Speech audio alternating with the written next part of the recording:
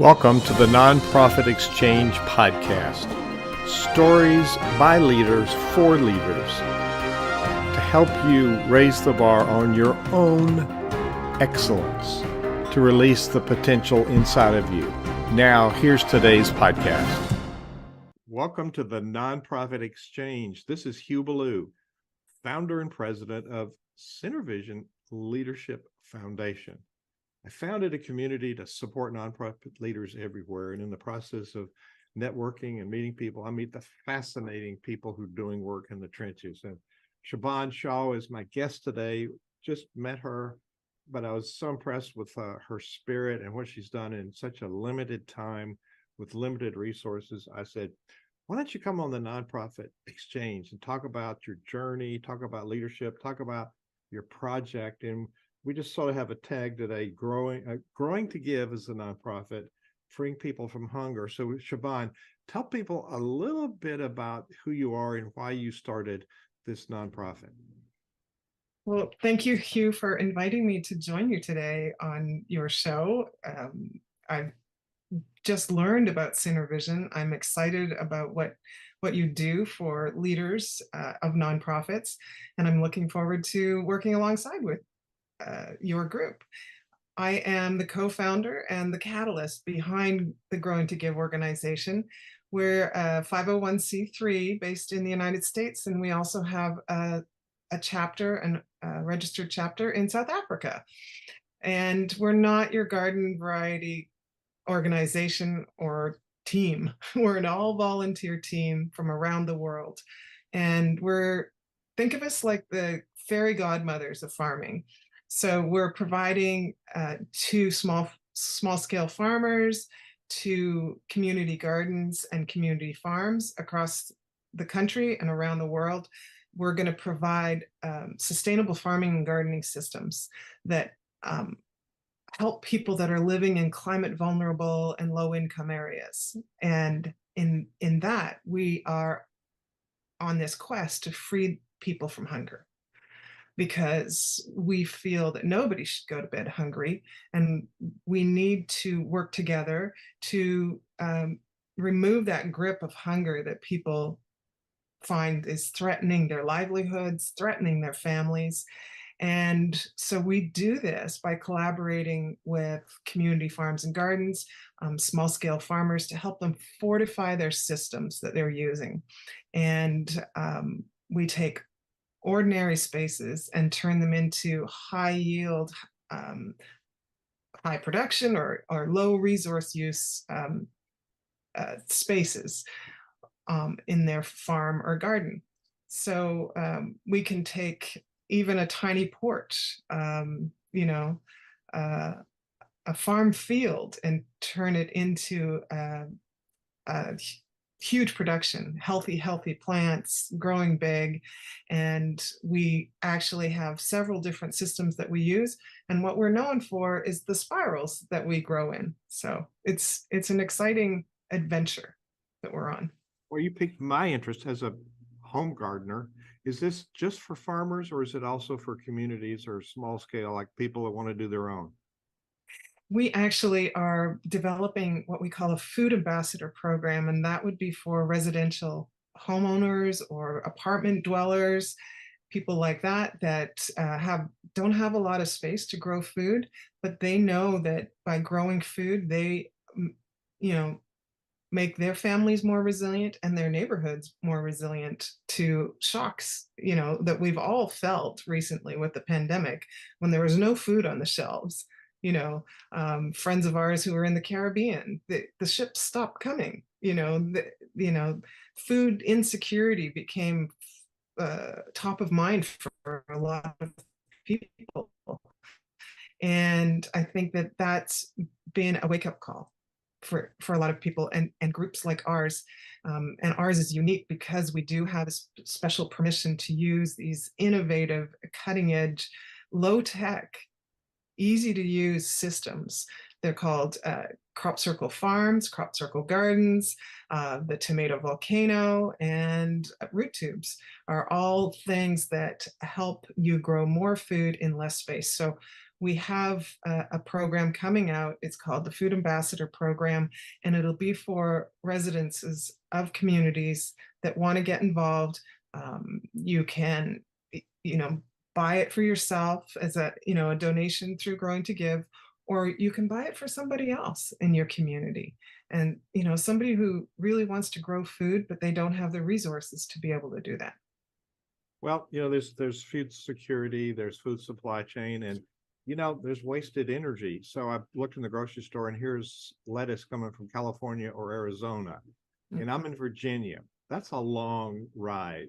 And I could grow, and I just shared with you, I have a little hydroponic garden I grow in the winter and downstairs, and in the summer I have some greens I grow outside. And I think, well, I know the history of it. I didn't put bad stuff on it, and it's just growing in God's earth, and I'm not paying for a boat ride or a train ride or a truck to get it to me. And so there's a lot of practical reasons. And you said talked about your economy of resources. What about water? When people have shortage of water, does your garden take a lot of water? No, I shouldn't shake my head like this when you ask me that question. It all started because of water scarcity. So my husband, John Kendall, is the inventor of the crop circle farm and garden systems and the tomato volcano. And he went on a quest. He was a cancer survivor. He had gone through that white light experience. He was placed back into the flow of life, and he needed to find out what it was he was here for. So he did a number of trips to different places, and in doing so, he found what he was here for.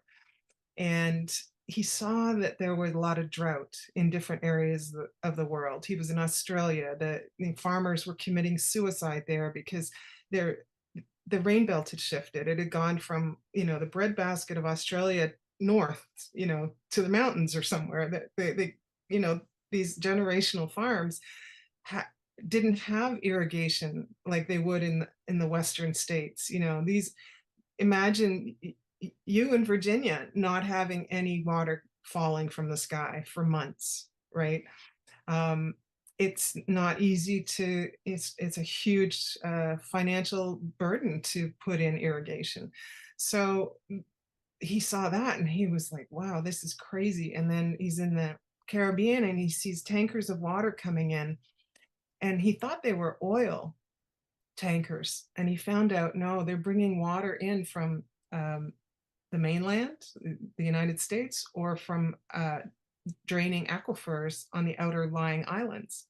So the Caribbean has a very limited amount of fresh water on the islands, right? This was the Bahamas. So they were bringing in tankers of water to support the tourist trade.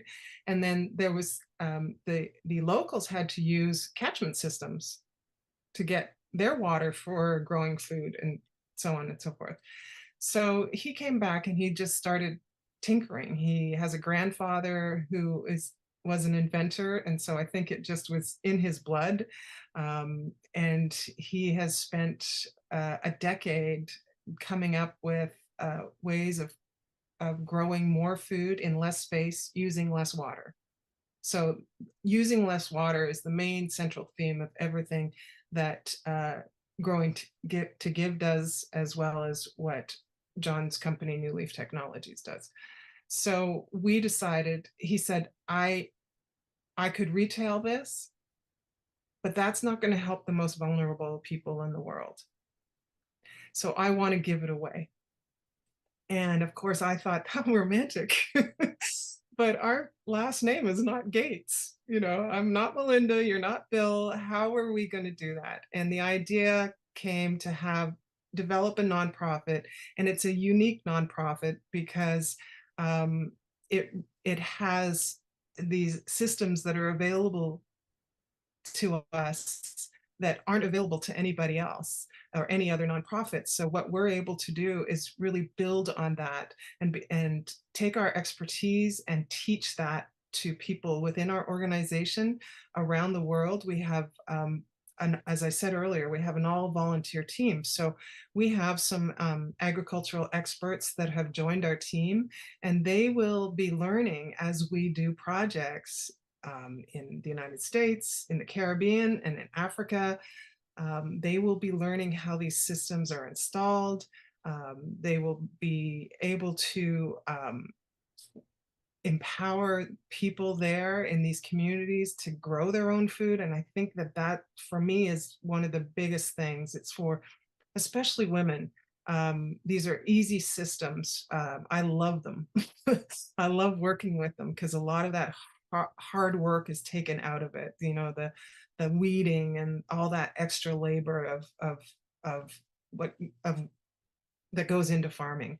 So, you know, we provide these systems to these small scale farmers and to these community farms and gardens for free. We provide training in the sustainable systems as well as sustainable living and nutrition to these groups. And how we do that is we co-write grants with them, or we fundraise all kinds of different ways. And we've just started doing all that.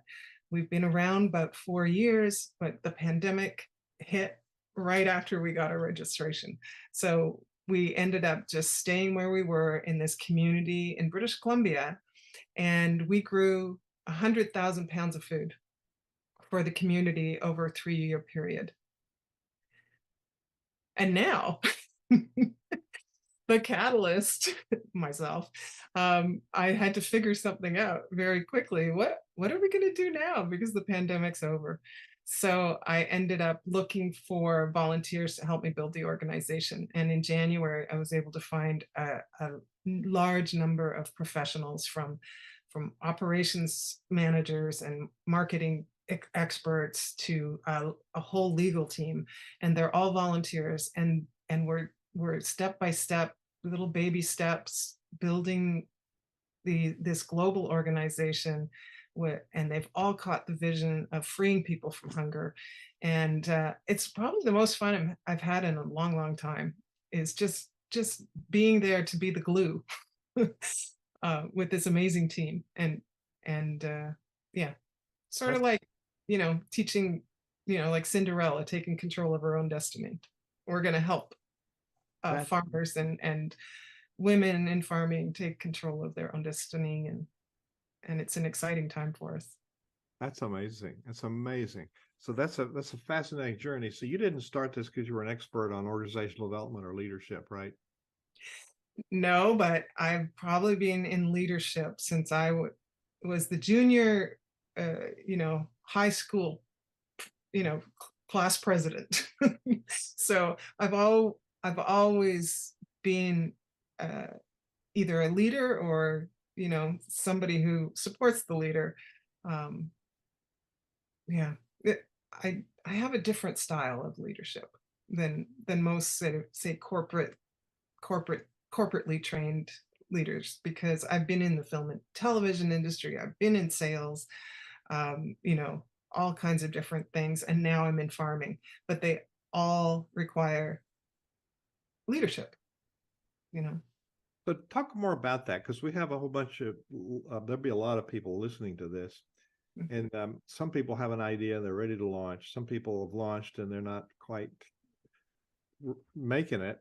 And so you talk about getting all these people to support you. So what about your leadership has attracted people? I asked somebody who did a major accomplishment in one of my meetings, and I said, well, how'd you get them to do that? And he said, I asked them.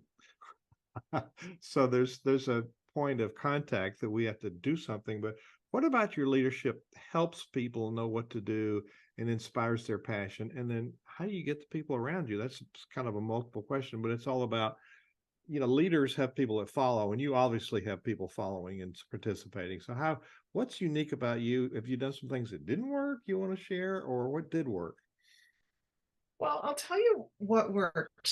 So we'll just focus in on growing to give, and the idea that I had to take it to the next level, which is you had to build the organization around it. We'd already grown food. You can go to our socials and see years and years and years of, you know, thousands and hundreds of, you know, tomatoes and peppers and all that kind of stuff coming off the farm that are going, going to food banks. So we know how to grow food and we know how to feed the community.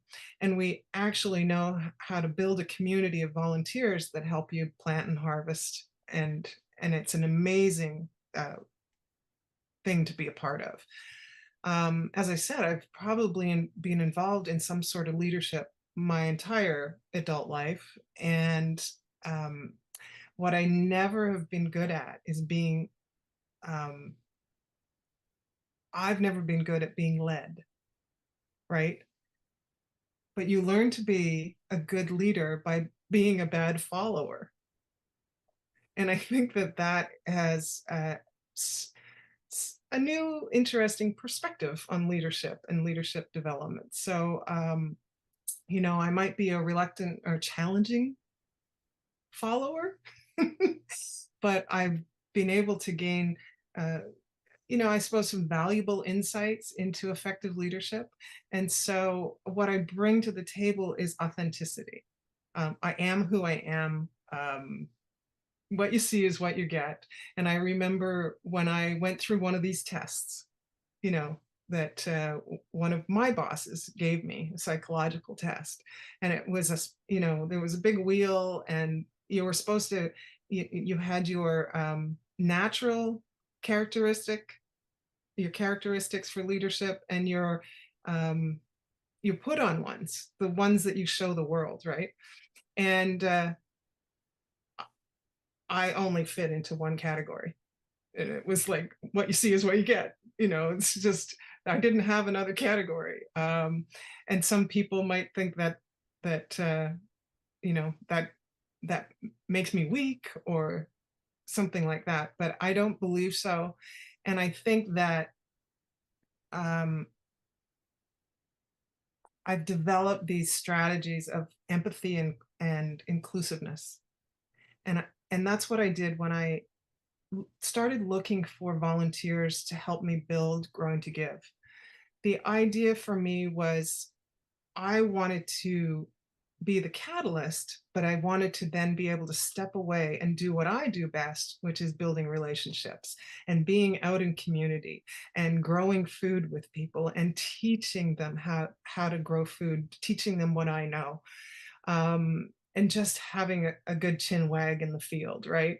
So I grew up on a farm, so that's where I love to be, is outside. And I'm so grateful that I have the opportunity now to be able to do that in my life.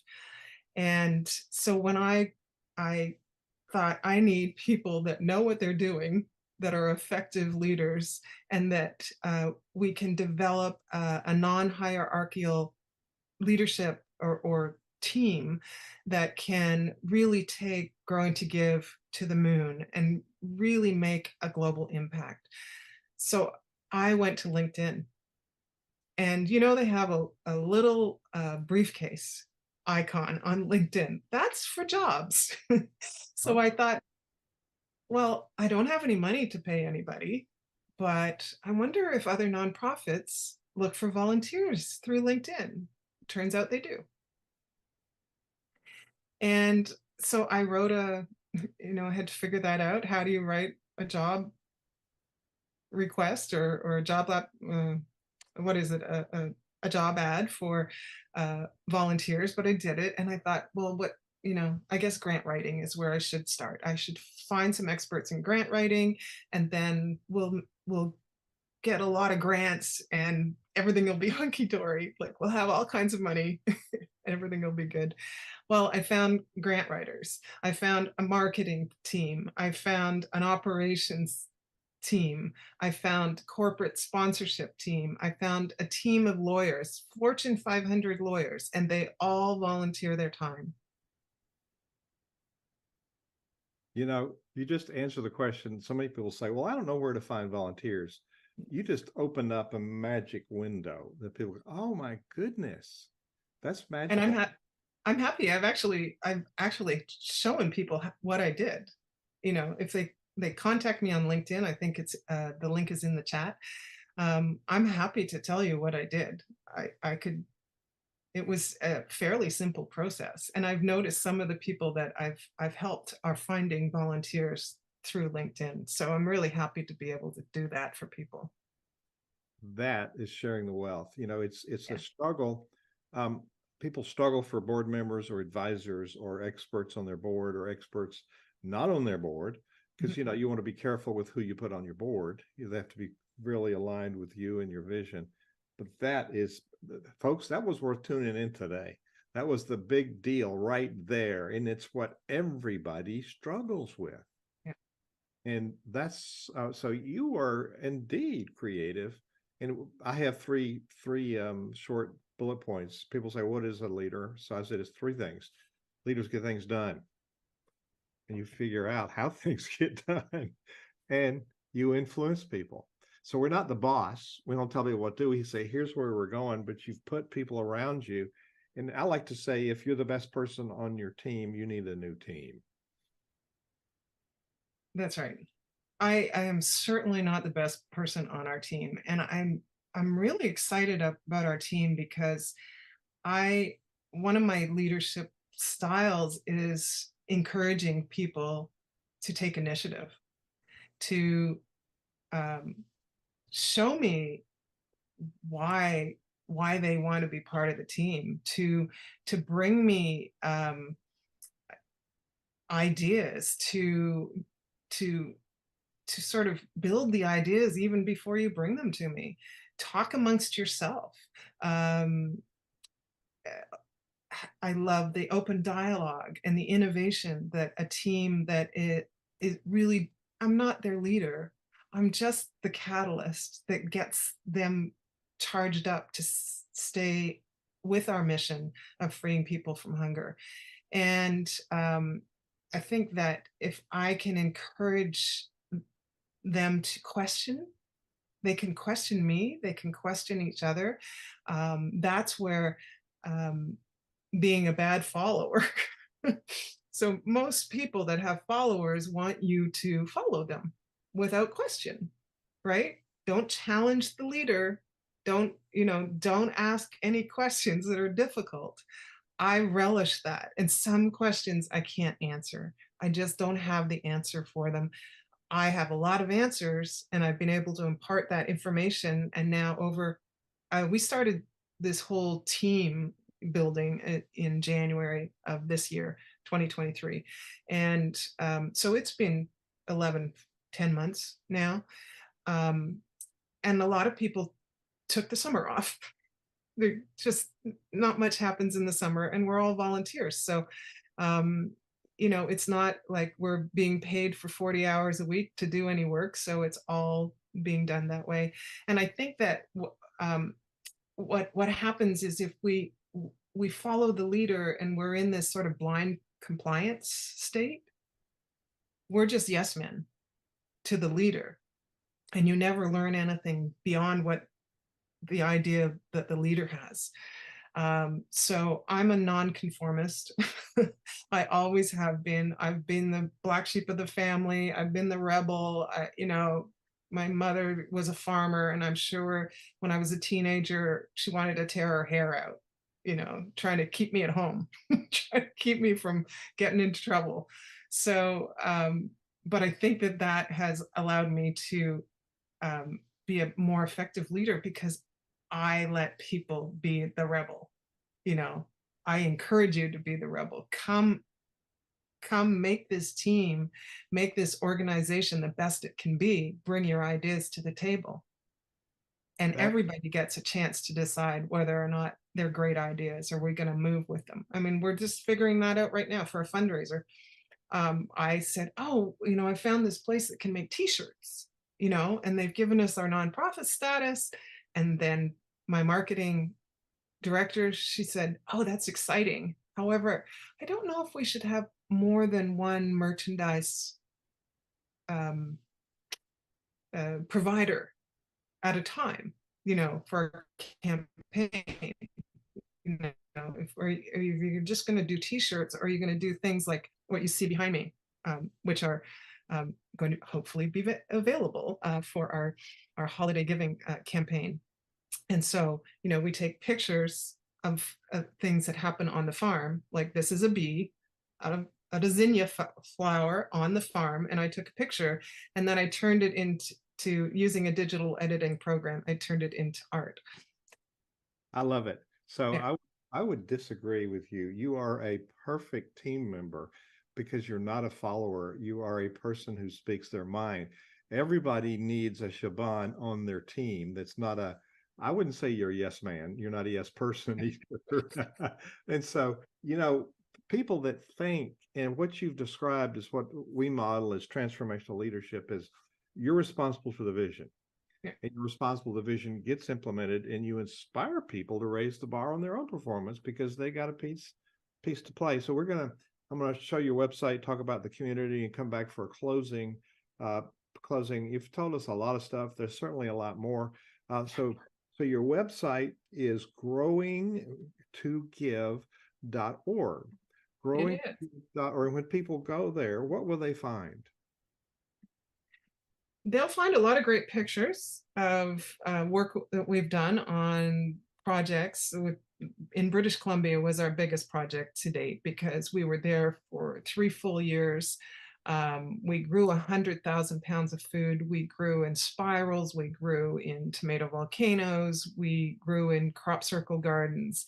And you'll see videos, and this, what you're showing right now, is a tomato volcano. This was a prototype in John's mother's backyard, and she was at a point in her life where she didn't want to bend over, couldn't, gardening was getting hard, but she loved cherry tomatoes, and she asked him if he could design something, that she wouldn't have to bend over or get down on the ground. And that's where the tomato volcano started. He started with prototypes, and now it's an amazing system. We a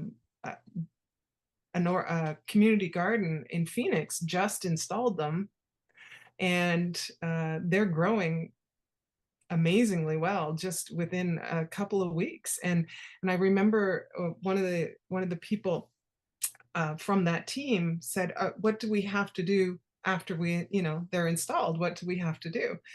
And I said, you just have to make sure somebody hasn't turned off the water, the automated timers, that somebody hasn't turned the water off, because these systems will grow on their own.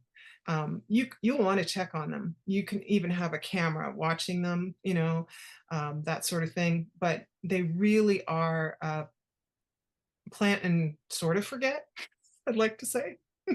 Well, we've had a learning experience, and I think you want to go to this growingtogive.org, and the link will be on the narrative for the website. This is Hugh with the Nonprofit Exchange. I want to tell you a minute about the community, then we'll come back to Shaban just for what do you want to leave people with today? Because you've shown that people without supposed expertise can do something that they haven't done before, and you just get it started and get going. And they don't have to be perfect. So we have a private community. The community is it's a CenterVision community. You can get there by going to nonprofitcommunity.org, nonprofitcommunity.org, and it will lead you there. And there's a place you can network with people for free. We do have another level. People that want to learn more, want to network with live sessions, want to participate in workshops. There's a whole lot of stuff to learn, and no reason to have to go search for it when we've got an end-to-end process. It's not just one thing that leaves you hanging. It's you do this, what's the next thing? Where do I have gaps? So come and join us. Nonprofitcommunity.org is where we'd like to network with you. And you, Siobhan, you have taught me a lot of stuff, and I've been doing this a long time. And what I love about interviewing people like you that are creative, there's new ideas to learn all the time. So if you think you know it all, good luck. But if you're really aware, there's lots of things to learn. So join us in the community. Shaban, we're at time here. So what do you want to leave people with? A challenge or a thought? What do you want to leave people with today? I would like people to realize that the more people that know how to grow their own food, the more resilient our communities will be. The more people won't go to bed hungry. And if we can expand our reach and our impact through collaborations with even organizations like like Synervision Leadership Foundation, which we will. We are going to be doing that. We talked about that already. So I think that that's what I want people to get involved with their community gardens, the community farms. Go talk to the farmers in your community, buy your food from them, support local farming and agriculture. And if you have a space, start growing something. You know, I watch people that are maybe around us where we live, and all of a sudden we see, you know, pots of food popping up, right? It's very encouraging. It improves the biodiversity of any area that you live in. And if you can focus on using less resources while you're at it, that's even better, obviously. So we're open to collaborations with other nonprofits. We are always welcoming volunteers. I believe we need somebody who can train for DEI, which is diversity, equity, and inclusion training. And I don't have enough time to tell you the story about that. And we have a Giving Tuesday campaign coming up on November 28th, where we want to ask for donations from the public so that we can purchase things like hand tools for the community gardens that we're supporting. So, and of course, we have a holiday gift giving campaign coming up where you'll be able to buy that little guy there and save the bees too, because all the community gardens, they grow these pollination gardens or pollinate, you know, the flowers so that, you know, the bees have something to feed on. And without the bees, it won't be a pretty sight. So go look at her website. You'll learn from what she's doing. And, you know, if you want to buy some gifts, you've got an invitation, but learn how she's doing this stuff. Siobhan, you've influenced me today, and I'm sure a whole lot of other people. Thank you for being the guest today on the Nonprofit Exchange. Thank you very much, Hugh. I really appreciate it. From my team to you, we thank you for the time. Thank you for watching the Nonprofit Exchange.